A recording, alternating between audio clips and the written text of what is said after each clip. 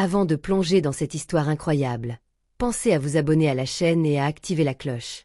Ici, chaque récit a quelque chose à dire, et vous ne voudrez pas en manquer un seul. James Harrison avait 67 ans. Ses cheveux, autrefois noirs et épais, étaient désormais d'un gris argenté, ondulant doucement autour de son visage marqué par les années. Chaque ride, chaque trait semblait raconter une histoire, des histoires de travail acharné, de défis surmontés, d'amitiés tissées au fil du temps.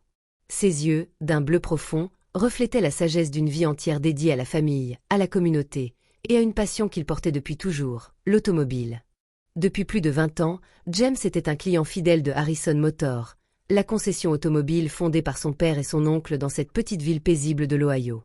Ce lieu n'était pas qu'une simple affaire commerciale. C'était une institution familiale, un pilier de la communauté. L'enseigne lumineuse qui trônait au-dessus de la façade en briques rouges symbolisait bien plus que des voitures neuves ou d'occasion. Elle incarnait un héritage, un lien entre plusieurs générations. James connaissait chaque recoin du showroom, chaque nom d'employé, et même les petites anecdotes liées à chaque modèle exposé. Quand il arrivait, il n'était pas juste un client parmi d'autres, il était un membre de la famille étendue de Harrison Motors, quelqu'un qu'on accueillait avec chaleur et respect. Mais au fil des années, quelque chose avait changé. Lentement, imperceptiblement au début, puis de manière flagrante ces derniers temps. À chaque visite, James sentait une distance croissante. Les jeunes vendeurs, pressés par la course aux chiffres et obnubilés par les résultats immédiats, semblaient le voir comme un obstacle plutôt qu'un atout. Ses salutations polies étaient souvent accueillies par des regards fuyants ou des réponses hâtives, comme s'il préférait se concentrer sur les clients plus jeunes, plus prometteurs, aux yeux de leur direction. Un jour, alors qu'il pénétrait dans le showroom, James remarqua qu'un vendeur, en pleine discussion avec un groupe de jeunes, détourna la tête au moment où il s'approchait. Un autre, occupé à envoyer un message sur son téléphone, ne leva même pas les yeux. Plus d'une fois, on l'avait interrompu ou évité, comme s'il était devenu invisible. Cette indifférence, bien qu'elle lui brisât le cœur, ne fit pas naître en lui colère ou amertume. James était un homme calme et digne, forgé par des années de patience et d'intégrité. Mais à chaque départ, il emportait avec lui une pointe de tristesse, un sentiment d'abandon qui lui était étranger. Un après-midi d'automne, alors qu'il marchait devant la vitrine, son regard tomba sur une affiche posée maladroitement dans un coin. Harrison Motors à vendre. Opportunity unique. Contactez le 555 à 4789. Le papier froissé semblait presque insignifiant, mais pour James, ce fut une étincelle dans la nuit. Un mélange d'émotion et de détermination l'envahit. C'était comme si le destin lui tendait une dernière chance, celle de reprendre ce qui avait toujours été le cœur battant de sa famille, et de redonner vie à ce lieu qui lui avait tant donné. Pendant des mois, il réfléchit, consulta des amis proches, fit des calculs prudents, pesant chaque risque. Le doute s'immisçait parfois, mais la flamme de l'espoir ne s'éteignait jamais. Finalement, il prit la décision audacieuse de tenter l'impossible, racheter la concession automobile qui portait encore son nom, mais qui n'était plus que l'ombre d'elle-même. La rencontre avec le propriétaire actuel fut un choc en soi. Carl Benson, un homme d'affaires froid et distant, sans attache ni respect pour la communauté locale, était l'opposé de James. Carl avait racheté Harrison Motors 5 ans plus tôt, avec l'intention claire de maximiser les profits au détriment de toute autre valeur. Sous sa direction, la concession était devenue une machine impitoyable, focalisée uniquement sur le chiffre d'affaires immédiat, oubliant les racines et l'âme de l'entreprise. Les négociations furent longues, difficiles et parfois tendues. Carl, méfiant, ne voyait en James qu'un vieil homme aux rêves naïfs.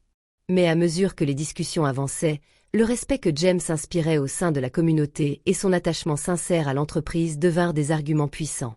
Il ne voulait pas simplement acheter une entreprise, il voulait restaurer une famille. Après des semaines de tractations, de contre-propositions, de rendez-vous, le deal fut enfin scellé. James Harrison avait réussi à reprendre les rênes de Harrison Motors. Une nouvelle ère pouvait commencer, celle du retour aux valeurs humaines et au respect. Le lendemain matin, un silence inhabituel planait dans la grande salle de réunion de Harrison Motors. Le personnel, une trentaine de personnes, se rassembla, intrigués, nerveux, certains chuchotant entre eux. James Harrison, calme et droit, entra dans la pièce. Son regard parcourut lentement l'assemblée. Il reconnut sans peine plusieurs visages, certains qu'il avait vus plusieurs fois ignorants, d'autres presque méprisants à son égard. Il prit place à la tête de la table, inspira profondément, puis prit la parole avec une voix claire, posée mais ferme. « Mesdames et messieurs, j'ai une annonce importante à vous faire. À partir d'aujourd'hui, Harrison Motors m'appartient de nouveau. » Un murmure parcourut la salle. Certains échangèrent des regards surpris, d'autres haussèrent un sourcil incrédule. James poursuivit. « Je suis ici pour remettre cette entreprise sur de bonnes bases, celles que mon père et mon oncle ont bâties il y a plusieurs décennies. Des bases fondées sur le respect, l'écoute et un engagement sincère envers chaque client qui franchit nos portes. » Puis, le ton de sa voix devint plus grave, plus déterminé. « Mais il y a une condition. Ceux parmi vous qui ne partagent pas ces valeurs, le respect, la dignité, le vrai service client, je vous remercie pour le temps passé ici, mais je ne peux pas continuer avec vous. » Le silence se fit lourd, presque étouffant. Certains employés échangèrent des regards choqués. D'autres, blessés, se levèrent en bougonnant, incapables de comprendre pourquoi celui qu'ils avaient ignoré, méprisé parfois, était devenu leur patron et pire encore, pourquoi il les renvoyait. Jessica, une jeune vendeuse, la voix tremblante, osa s'exprimer. « James, on fait notre travail, on atteint nos quotas. Pourquoi ce changement soudain ?» James répondit avec douceur mais fermeté. « Atteindre des quotas, c'est bien. Mais cela ne suffit pas si l'on oublie l'essentiel, traiter les gens avec humanité. Si cela vous paraît trop exigeant, alors il vaut mieux que vous partiez. » Une vague de murmures parcourut la salle, certains baissèrent la tête, d'autres serrèrent les poings. Mais James resta impassible. Il savait que ce moment était crucial. Il ne voulait pas seulement une concession rentable, il voulait un lieu où chaque client, jeune ou vieux, riche ou modeste, se sente valorisé et écouté. Dans les jours qui suivirent, les départs se succédèrent. Les couloirs du showroom, autrefois animés de discussions parfois superficielles, se firent étrangement calmes. James prit le temps de rencontrer individuellement ceux qui restaient, expliquant sa vision, ses valeurs, et surtout, son engagement à reconstruire Harrison Motors. Mais il ne tarda pas à recruter une nouvelle équipe. Il chercha parmi les jeunes de la ville, des talents enthousiastes, mais surtout des âmes ouvertes et attentives. Il organisa des formations intensives axées sur l'écoute active, la patience, le respect mutuel. Ces jeunes recrues avaient faim d'apprendre et de s'impliquer dans un projet qui dépassait le simple business. James lui-même se remit au travail avec une énergie nouvelle. Il passait des heures sur le plancher, discutant avec chaque client qui entrait, cherchant à comprendre leurs besoins, leurs hésitations, même leurs peurs. Il était devenu un mentor et un exemple vivant pour son équipe. Peu à peu, l'esprit de Harrison Motors renaissait. Les clients, sentant ce changement sincère, revenaient, certains même rapportaient des amis ou des membres de leur famille.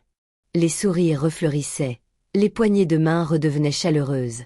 Le concessionnaire retrouvait sa place non seulement comme un commerce, mais comme un lieu de confiance et de respect.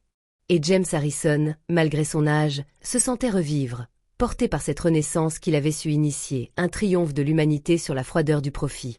Au début, la nouvelle de la reprise de Harrison Motors par James Harrison fit grand bruit dans la petite ville de Ashford, Ohio. Beaucoup voyaient en lui un homme trop âgé, un idéaliste ancré dans un passé révolu, incapable de suivre le rythme effréné des affaires modernes. Les critiques ne manquaient pas. James? Il va juste perdre son temps. Il ne comprend rien à la nouvelle économie. Cette concession est morte, il ferait mieux de la fermer. Mais James, imperturbable, s'appuyait sur ce qu'il connaissait le mieux, la patience, la dignité, et surtout, le respect des personnes. Lentement, très lentement, quelque chose d'imprévisible se mit à se produire. Les clients habitués, qui avaient déserté le showroom pour d'autres concessions plus modernes, commencèrent à revenir. Ils parlaient autour d'eux de cette concession, où enfin, ils se sentaient vus et écoutés. De ce vendeur qui prenait le temps de comprendre leurs hésitations, de ce directeur qui les appelait personnellement après chaque achat pour s'assurer qu'ils étaient satisfaits. La réputation de Harrison Motors changeait. De bouche à oreille, des clients de villes voisines commencèrent à venir, séduits par cette expérience rare dans un secteur où la rapidité et le chiffre avaient supplanté l'humain. La concession prospera. Les chiffres remontèrent, certes, mais plus important encore, l'atmosphère changea. Le showroom devint un lieu d'échange, de confiance, de sourires sincères. Les vendeurs, jeunes et motivés, trouvaient dans ce travail un sens qui les portait chaque jour. Pendant ce temps, Les anciens employés licenciés, ceux qui avaient été mis à la porte sans ménagement, durent affronter la dure réalité du chômage. Certains, honteux ou amers, revinrent frapper à la porte de James, espérant une seconde chance. Mais James resta ferme, inflexible sur ses valeurs. Le respect et la dignité ne s'enseignent pas à ceux qui refusent d'écouter, disait-il souvent. Un jour, lors d'une réunion publique organisée par la chambre de commerce de la ville, un ancien vendeur du temps de Carl Benson osa lui poser la question, la voix tremblante entre colère et tristesse. « Pourquoi nous avoir renvoyés? N'aurions-nous pas pu changer ?» James le regarda avec douceur, conscient de la douleur derrière cette question. « Je ne voulais pas briser des vies, mais je devais être honnête. Vous avez eu plusieurs années pour comprendre que ce métier demande plus que de vendre des voitures. Il exige d'aimer les gens, de les respecter, de les écouter vraiment. Ce que j'ai fait, c'est montrer à cette communauté que chacun mérite d'être vu, entendu et traité avec humanité. C'est ça, l'héritage Harrison. » Le silence suivit, lourd de sens. Certains hochèrent la tête, d'autres gardèrent le regard baissé. Mais tous comprirent que cette décision, aussi dure soit-elle, était un choix de cœur et de principe. Ce soir-là, assis dans son bureau aux grandes fenêtres donnant sur la ville, James observa le logo Harrison Motor, qui brillait sous le soleil couchant. Il pensa à son père, à son oncle, à tous ceux qui avaient bâti cette concession sur la confiance et la loyauté. Un sourire serein se dessina sur ses lèvres. Ce n'était pas seulement une victoire commerciale. C'était une victoire de l'humanité sur l'indifférence. James savait qu'il avait offert plus qu'une simple concession automobile. Il avait redonné à sa ville une part d'âme, une leçon d'humanité que le temps n'avait pas effacée.